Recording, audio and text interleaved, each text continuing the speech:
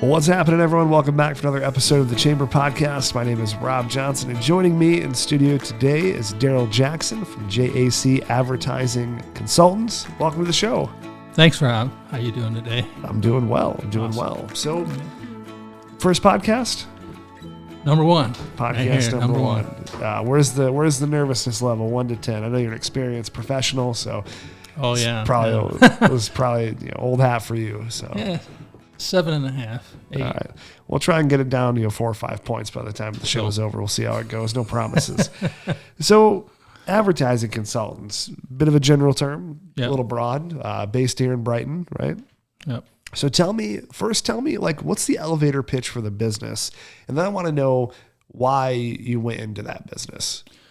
Well, that's a great question. I think that the elevator pitch is just really, it's about finding out what people are doing online. It's not hard, as you know, being in this industry, to do the research and figure out what people are doing.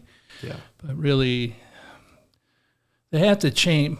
Most people that own businesses are like our age, and they're not really adept at what's happening in digital, and they really don't want to be, but they want somebody that can consult with them and let them know what they need to be doing, and that they can understand. And the whole process has to be real easy to understand, because a lot of people are used to radio and they're used to the newspaper and getting their news that way, and they don't completely understand digital. And like I said, nor do they. So what we need to do is make it real simple and let them know that all you need to know is this is how people are seeing you, is through social or through digital advertising, or even most recently, since COVID, TV has changed dramatically. Sure.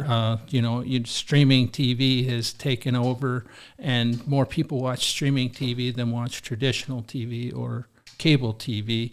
So we just need to kind of let them know that and where they need to be, and just let them know that it's a different world. We need to be able to educate them and let them know that it's a multimedia world at the same time in digital. It's not, one bullet's not going to fix their problems or get them out in front of their customers. It's different levels of digital. So we have to make it simple and easy to understand, and then have good reporting data on what's happening, and we have good conversions so that when there is a sale or somebody takes a certain action, we can report it and we know exactly what's happening. Okay. So tell me what led you into the industry. What was the major decider that made you say, you know what, advertising consulting is the route I'm going to take? It was a long road. I'd always been in sales earlier in my career. I was sold for mobile oil. I sold lubricants, and I sold to the trucking industry and the auto industry and to car dealerships. And then I got into car dealership advertising back in the early 90s. I worked for I was one of the first employees for Autotrader.com. Oh, wow. And back then, digital was just classified advertising. But it was growing quickly, and then I ended up staying in that industry. I worked for Cars.com, being a manager there, and then I worked in inventory management, where we could put all the cars into one inventory tool and then send it to Cars.com and AutoTrader and their website. That was like a revolutionary thing back in like 1998. Oh, yeah. And then I went to work. I worked for Gannett, which is the largest newspaper company in the world. Buying all the small papers. Yes, including ours local. Yep. And I could say other things, but I won't. But so I worked there, and then I went to work at USA Today. I worked in the digital industry. I managed, and I learned programmatic and all the things that they were doing. I learned just kind of about being observant and then going out and learning the tools to make it happen. And then I said, and I wasn't totally into the corporate world. I think I could have started my own business 10 years before. That was where I think my passion is, or would have been. So I learned how to do targeted, and in the beginning it was just targeting people with IPs. So that was the best way to target people was with the cable connection going into their house, and then you could ping their smartphones just came out and tablets, and so we could do targeting ads. So I started with political because I got political list, and I could ping every voter that had an IP address, and it worked really well. So are you the reason that that 2000 election was so close? Is that the reason? Is that why I had to wait until 4 a.m. to to figure out that we weren't going to know who the president was? Right. Yeah, I had to go to D.C. and speak to Congress now.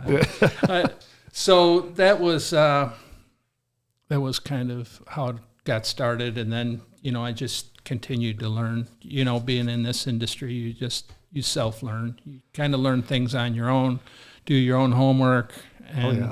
So I expanded the services from there, and then we went into other areas. So today, what is an ideal client who walks into your door? What do they look like? What do they need? Where are they deficient? And where do you typically help people at? I think our customers are, the thing is, it's not like one niche, because you can target just about anybody any different way. I was always told early in my career, you just have one niche, and that's, that will take care of you, and you'll learn and just become an expert at it. And it's far more than that. So, we've got different tier customers. I have customers that are, do $500,000 to $1 million a year in revenue. And then I have some that, maybe do 20 to 30,000 in revenue a year. I think the larger customers are easier to scale from a business standpoint. But I like working with people and helping out. I like helping out small businesses, and I think I'll always be involved in that in some way. But it's all about targeting. Everybody's different. One customer over here that has mailing lists, and they live off mailing lists or CRM lists, we can ping those people all day long. And then there may be other people that are in specific geo areas that they want to target. And then you've got people on social media, and you have to build a following for them of maybe a million people for them to be relevant and have the audience and do it organically. But another guy over here, you may want to, it's harder to get to his people, but you may have to do targeted boost advertising on social media to get in front of the people. And, some people are, depending on the age group, Facebook, 45 plus, Instagram, 20 to 35. So it's kind of taking all those things into account. It's doing that a good discovery call with your clientele, and then coming back with a solution that works. So a lot of it's helping them carve out the strategy that they're going to be using in order to be effective. Yeah. What do you think has been the most successful pathway for a business to get started when they start looking at the advertising route? I think they need more. They need more, obviously more than one solution. I think they need, the more solutions you have, probably the more successful they're going to become. And because not all of them are going to be end all be all, are going to work super great. Some of them might not. So if you've got some different solutions you're looking at, the audiences spend different times in different places. We need to account for that and then be at the right place. A lot of it's diversification. If you marry one platform and you're like, I'm going all in on Google Ads, and then Google Ads has a disruption, everything's gone. Right. Exactly. It's just finding out what works. It could be as simple as doing a geofence around hospital. I had a client, and we did fences around hospital. When people went into the hospital, they had long-term, short-term care facility, probably parents that they're taking in there, and their phone's getting pinged the whole time. Boom, boom, boom. Yeah. And then once they're in there, we can tag them and then follow them home, so that so that's a completely different solution than somebody who's a big-time lawyer, than a Bernstein, or someone that's, a personal injury lawyer. But a personal injury lawyer, you can do some targeting on their people too. So it's... Okay. How is things like Apple restricting ad data? How has that impacted your business over the last 2 years? It has some, not that much. I mean, if you look at the raw numbers of users hasn't changed that much. Okay.